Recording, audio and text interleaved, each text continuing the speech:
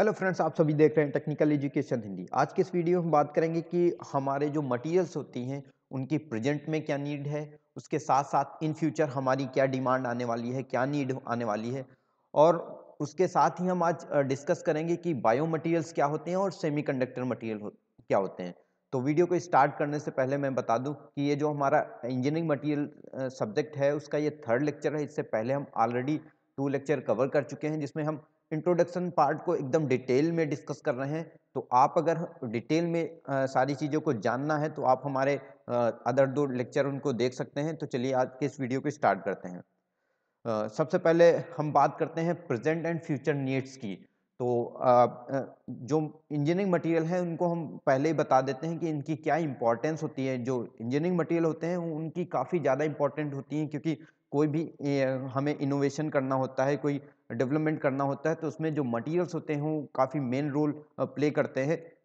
उसके साथ ही जो हमारा इकोनॉमिक इम्पैक्ट है वो भी काफ़ी हद तक मटेरियल पे ही डिपेंडेंट होता है, बिकॉज जो भी इंडस्ट्रीज होती हैं वो डायरेक्टली डिपेंड ऑन मटेरियल्स, वो मटेरियल पे ही डिपेंड करती हैं, जो कि हमारी इकोनॉमिक डेवलपमेंट है उसको डायरेक्टली अफेक्ट करती हैं। उसके साथ ही अगर हमें सस्टेनेबल डेवलपमेंट चाहिए होता है तो मटेरियल को समझना हमारे लिए काफ़ी ज़्यादा इंपॉर्टेंट हो जाता है। तो इस वजह से इन सारे फैक्टर को देखते हुए जो मटेरियल्स हैं या मटेरियल साइंस है उसकी स्टडी करना हमारे लिए काफ़ी ज़्यादा इंपॉर्टेंट हो जाता है। अब हम बात करते हैं कि प्रेजेंट नीड्स ऑफ मटेरियल, मतलब प्रेजेंट टाइम में हमारी नीड्स, मटेरियल की नीड्स क्या है। तो प्रेजेंट नीड हमारी क्या है, स्ट्रेंथ एंड ड्यूरेबिलिटी। हम ऐसे मटेरियल को चूज करें जिसमें जो स्ट्रेंथ रखते हों उसके साथ साथ ड्यूरेबल भी हों। जैसा कि आप फिगर में देख पा रहे हैं, यहाँ पे हम अगर ब्रॉड लेवल पे कंस्ट्रक्शन कर रहे हैं तो जो भी मटेरियल चूज के उनमें जो है स्ट्रेंथ काफ़ी अच्छी हो, उसके साथ साथ वो लॉन्ग टाइम तक स्टेबल रह सकें। तो ये क्या है, डिफरेंट एप्लीकेशंस हैं जो कि हम इंफ्रास्ट्रक्चर में जो मटेरियल चूज कर रहे हैं, जस्ट लाइक कंक्रीट, सीमेंट, या फिर जो एरोस्पेस मटेरियल में मटेरियल यूज कर रहे हैं। तो ये इनमें क्या है, जो प्रॉपर्टीज होनी चाहिए वो अच्छी स्ट्रेंथ होनी चाहिए, उसके साथ साथ इनमें ड्यूरेबिलिटी भी अच्छी होनी चाहिए। अब जो प्रेजेंट नीड है वो क्या है, एक लाइट वेट मटेरियल, जो बिकॉज जो भी हमारे ऑटोमोटिव हैं या फिर एरोस्पेस हैं, इनमें जो हम लाइट वेट मटेरियल को चूज करना चाहते हैं, बिकॉज जितना ही लाइट वेट मटेरियल होगा उतना ही जो हमारी व्हीकल होगी तो उनकी परफॉर्मेंस या उनकी माइलेज पे डायरेक्टली अफेक्ट करेगा। जितना ही ज़्यादा हैवी मटेरियल होगा वो ज़्यादा जो हमारा व्हीकल होगा उसकी माइलेज को कम कर देगा। तो इस वजह से हमारी जो प्रेजेंट की नीड है या रिक्वायरमेंट है वो हम चाहते हैं कि लाइट वेट मटेरियल यूज करें। अब हम बात करते हैं कि एनर्जी स्टोरेज मटेरियल। तो प्रेजेंट में हमारी ये नीड भी है कि जो भी मटेरियल है उनमें उनकी जो एनर्जी स्टोरेज कैपेसिटी कैसे, जस्ट लाइक जो हम एप्लीकेशन में यूज करते हैं बैटरीज या कैपेसिटर, तो इनमें ऐसी बैटरीज या कैपेसिटर यूज किए जाएं जिनमें जो एनर्जी स्टोरेज कैपेसिटी अच्छी हो, जिससे उनका परफॉर्मेंस बेटर मिल सके। अब हम बात करते हैं फ्यूचर नीड की। तो ये सारे क्या थे, हमारे प्रेजेंट में क्या नीड है, इन फ्यूचर हमारी क्या नीड आने वाली है, क्या नीड पड़ने वाली है मटेरियल के ऊपर। तो हम आपको बता दें, जो नैनो मटेरियल्स हैं, नैनो मटेरियल में स्पेशल टाइप ऑफ प्रॉपर्टीज होती हैं जो कि काफ़ी फ्यूचर के लिए रिक्वायर्ड हैं।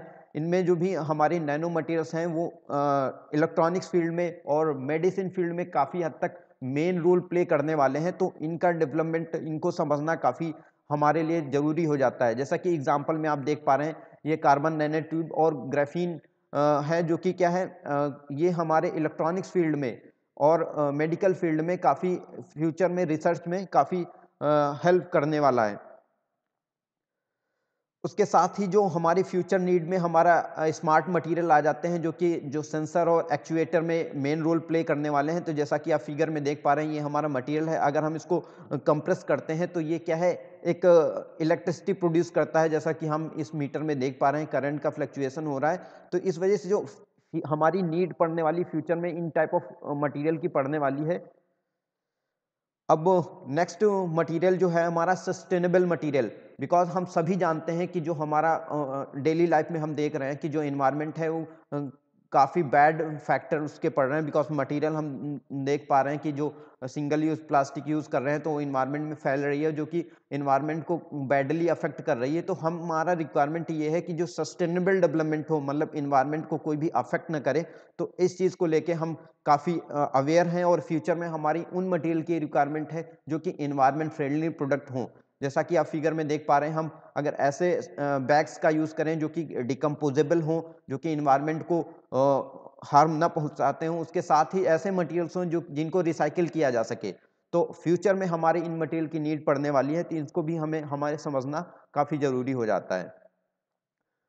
अब हम बात करते हैं बायो मटीरियल्स क्या होते हैं। तो बायो मटीरियल बेसिकली क्या है, वो मटीरियल होते हैं या वो सबस्ट्रेट्स होते हैं जो कि इंटरेक्ट करते हैं बायोलॉजिकल सिस्टम से, और उनको क्या है कि अगर हम यूज़ करते हैं तो वो कोई भी टिश्यूज़ के साथ है या कोई भी अदर बायोलॉजिकल कंपोनेंट के साथ, तो वो कंपेटेबल होती हैं, मतलब नॉन रिएक्टिव होते हैं।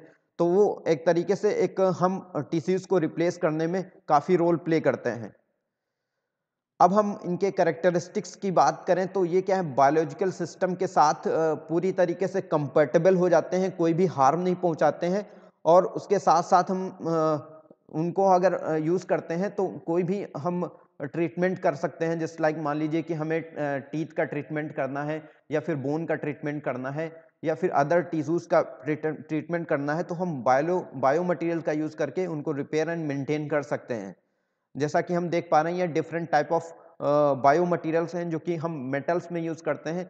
इनमें जो भी डेंटल ट्रीटमेंट करना हो, डेंटल की कैप लगाना हो, या फिर ऑर्थोपेडिक इम्प्लांट करना हो, कोई हड्डी बोन का कोई फ्रैक्चर है उनको ट्रीटमेंट करना हो, तो ये डिफरेंट मटेरियल्स हैं जो कि हम बायो मटेरियल्स में यूज़ करते हैं। इनमें जो एग्जांपल है इनका, ये मेटल्स बायो मटेरियल्स होते हैं। इनमें हम टाइटेनियम एलॉय और स्टेनलेस स्टील का यूज़ करते हैं जो कि नॉन रिएक्टिव होते हैं।